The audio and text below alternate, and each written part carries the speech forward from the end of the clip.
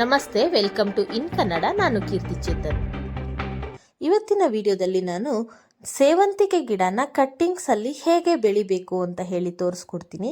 ನಾನು ತೋರಿಸಿರೋ ವಿಧಾನದಲ್ಲಿ ನೀವು ಸೇವಂತಿಗೆ ಗಿಡನ ಬೆಳೆಸಿದ್ದೇ ಆದಲ್ಲಿ 100% ಸಕ್ಸಸ್ ರೇಟ್ ಇರುತ್ತೆ. ಅದೇ ರೀತಿ ಪಾಟಿಂಗ್ ಮಿಕ್ಸ್ನ ರೆಡಿ ಮಾಡಿಕೊಂಡು ನೀವು ಬೆಳೆಸ್ಕೊಳ್ಳಿ ಅಂತ ಹೇಳ್ತಾ ಈ ವಿಡಿಯೋನ ಸ್ಟಾರ್ಟ್ ಮಾಡ್ತಾ ಇದ್ದೀನಿ.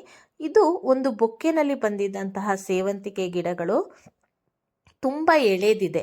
ಹಾಗಾಗಿ ನಾನು ಅದರಲ್ಲಿ ನಿಮಗೆ ತೋರಿಸ್ತಾ ಇದ್ದೀನಿ. ಆದರೆ ನಾವು ಒಂದು ಸೇವಂತಿಗೆ ಗಿಡದ ಕಟ್ಟಿಂಗ್ಸ್ ತಗೊಳ್ಳುವಾಗ ಈ ರೀತಿ ಸ್ವಲ್ಪ ಬಲ್ತಿರುವಂತಹ ಕಟ್ಟಿಂಗ್ಸನ್ನು ತಗೊಳ್ಬೇಕು. ತುಂಬ ಎಳೆದಿದ್ದರೆ ಕಟ್ಟಿಂಗ್ಸು ಗ್ರೋತ್ ಆಗೋದಿಲ್ಲ. ಮೊದಲನೇದು, ಚೆನ್ನಾಗಿ ಬೆಳೆದಿರುವಂತಹ ಕಟ್ಟಿಂಗ್ಸಿಂದ ಸೇವಂತಿಗೆ ಗಿಡನ ಗ್ರೋತ್ ಮಾಡ್ಬೋದು. ಇನ್ನೊಂದು, ಮೇಲ್ಗಡೆ ಕುಡಿನೆಲ್ಲ ಕಟ್ ಮಾಡಿಕೊಂಡು ಅದನ್ನು 45 ಡಿಗ್ರಿ ಆ್ಯಂಗಲಲ್ಲಿ ಕ್ರಾಸ್ ಆಗಿ ಕಟ್ಟಿಂಗ್ ಮಾಡ್ಕೋಬೇಕು. ನೋಡಿ, ಈ ರೀತಿ 45 ಡಿಗ್ರಿ ಆ್ಯಂಗಲಲ್ಲಿ ಕಟ್ ಮಾಡ್ಕೊಳ್ಬೇಕು. ಹೀಗೆ ಕಟ್ ಮಾಡ್ಕೊಳ್ಳೋದ್ರಿಂದ ಬೇರು ಬರೋದಕ್ಕೆ ತುಂಬ ಈಸಿ ಆಗತ್ತೆ. ಜೊತೆಗೆ ಆ ಕಟ್ಟಿಂಗ್ ಕೂಡ ಕೊಳೆತು ಹೋಗೋದಿಲ್ಲ ಮಣ್ಣಲ್ಲಿ. ಸೊ ಹೀಗೆ ಎಲ್ಲ ಗಿಡಗಳನ್ನು ನಾನು ಫಸ್ಟು ಕಟ್ ಮಾಡ್ಕೊಳ್ತೀನಿ. ಕೆಲವೊಂದೊಂದು ಹೂ ತುಂಬ ಚೆನ್ನಾಗಿರೋದ್ರಿಂದ ನನಗೆ ಕಟ್ ಮಾಡೋದಕ್ಕೆ ಮನಸ್ಸಾಗಲಿಲ್ಲ. ಅದಕ್ಕೆ ಸ್ವಲ್ಪ ದಿನಗಳ ಕಾಲ ಅದರಲ್ಲಿ ಹಾಗೇ ಇರಲಿ ಅಂತ ಕೆಲವೊಂದನ್ನು ಬಿಟ್ಟೆ. ಅದು ಬಿಟ್ಟು ಉಳಿದಿರೋ ಎಲ್ಲ ಕಟ್ಟಿಂಗ್ಸನ್ನು ಸಹ ನಾನು ಬುಡದಲ್ಲಿ ಮತ್ತು ತಲೆಯಲ್ಲಿ ಕಟ್ ಮಾಡ್ಕೊತಾ ಇದ್ದೀನಿ. ಎಲೆ ಎಲ್ಲ ರಿಮೂವ್ ಮಾಡ್ಕೊಳ್ತಾ ಇದ್ದೀನಿ. ಹೀಗೆ ಮಾಡೋದ್ರಿಂದ ಕಟ್ಟಿಂಗ್ಸನ್ನು ನೆಟ್ಟ ಆದಮೇಲೆ ಎಲೆ ಉದುರೋದನ್ನು ತಡಿಬಹುದು. ಯಾವಾಗಲೂ ಅಷ್ಟೇ, ಫಸ್ಟು ಏನು ಅಂದರೆ ಬೆಳೆದಿರುವಂತಹ ಕಟ್ಟಿಂಗ್ಸನ್ನು ತಗೊಳ್ಬೇಕು. ನೆಕ್ಸ್ಟು ಕಟ್ಟಿಂಗ್ ಯಾವಾಗಲೂ 45 ಡಿಗ್ರಿ ಆ್ಯಂಗಲಲ್ಲಿರಬೇಕು. ಅದ್ರ ಜೊತೆಗೆ ತುಂಬ ಮುಖ್ಯವಾಗಿದ್ದು ಏನಾಗುತ್ತೆ ಅಂದರೆ ನಾವು ಅದಕ್ಕೆ ಕಟ್ಟಿಂಗ್ಸನ್ನು ಬೆಳೆಸೋದಕ್ಕೆ ರೆಡಿ ಮಾಡ್ಕೊಳ್ಳುವಂಥ ಒಂದು ಪಾಟಿಂಗ್ ಮಿಕ್ಸ್ ಆಗುತ್ತೆ. ಸೊ ನಾನಿಲ್ಲಿ ನಾರ್ಮಲ್ ಗಾರ್ಡನ್ ಸಾಯಿಲ್ನ ತೊಗೊಂಡಿದ್ದೀನಿ. ಅದರಲ್ಲಿ ತುಂಬ ಕಲ್ಲು ಮಣ್ಣು ಇದೆ. ಅದಕ್ಕೋಸ್ಕರ ಫಸ್ಟು ಅದನ್ನು ಈ ರೀತಿ ಸಾಣಿಸ್ಕೊಳ್ತಾ ಇದ್ದೀವಿ. ಕಟ್ಟಿಂಗ್ಸ್ ಬೆಳೆಸುವಾಗ ಯಾವಾಗಲೂ ಕಲ್ಲೆಲ್ಲ ಇರಬಾರ್ದು.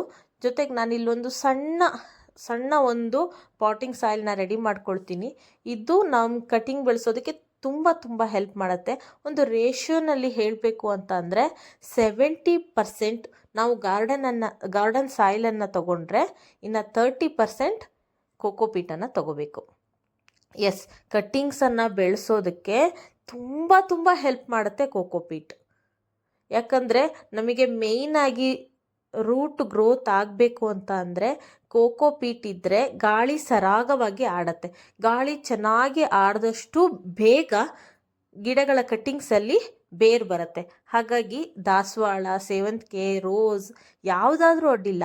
ನೀವು ಕಟ್ಟಿಂಗ್ಸನ್ನು ಬೆಳೆಸ್ತಾ ಇದ್ದೀರಾ ಅಂತ ಅಂದರೆ ಫಸ್ಟು ನೀವು ಕೋಕೋಪೀಟು ಮತ್ತು ಗಾರ್ಡನ್ ಸಾಯಿಲು ಇದನ್ನು ರೆಡಿ ಮಾಡ್ಕೊಳ್ಳೋದನ್ನು ಕಲ್ತ್ಕೊಳ್ಳಿ.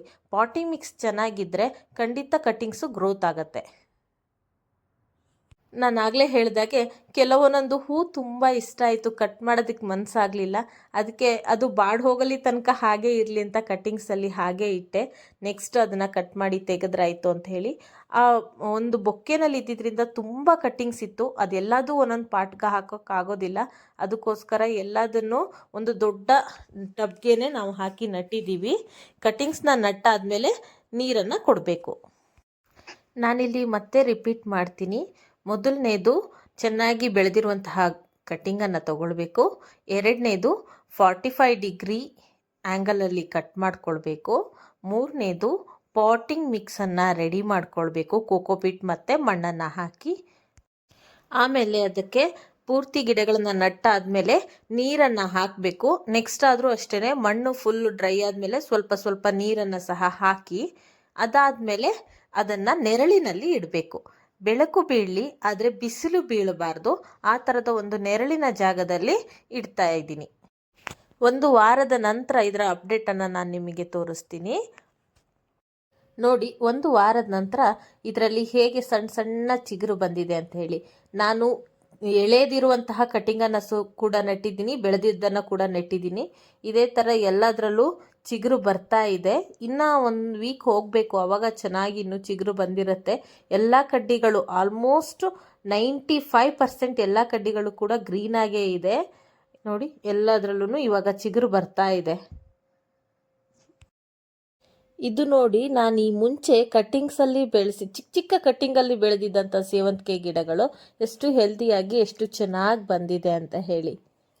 ನೀವು ಹೀಗೇನೆ ಈ 5 ಟಿಪ್ಸನ್ನು ಫಾಲೋ ಮಾಡಿಕೊಂಡು ಕಟ್ಟಿಂಗ್ಸನ್ನು ಬೆಳೆಸಿ, ಹಾಗೆ ನಿಮ್ಮಲ್ಲೂ ಕೂಡ ಗಾರ್ಡನ್ ಚೆನ್ನಾಗಾಗಲಿ ಅಂತ ಹೇಳ್ತಾ ಈ ವಿಡಿಯೋನ ಎಂಡ್ ಮಾಡ್ತಾ ಇದ್ದೀನಿ. ತುಂಬ ಜನ ತರಕಾರಿ ಬೀಜಗಳನ್ನು ಎಲ್ಲಿ ತಗೋಬೇಕು ಅಂತ ಹೇಳ್ತಾ ಇದ್ರಿ, ಅದಕ್ಕೊಂದೊಳ್ಳೆ ಬೆಸ್ಟ್ ಆನ್ಸರ್ ಕೊಟ್ಟಿದ್ದೀನಿ. ಈ ವಿಡಿಯೋನ ನೋಡಿ. ಟೇಕ್ ಕೇರ್, ಬಾಯ್ ಬಾಯ್, ಹ್ಯಾಪಿ ಗಾರ್ಡನಿಂಗ್.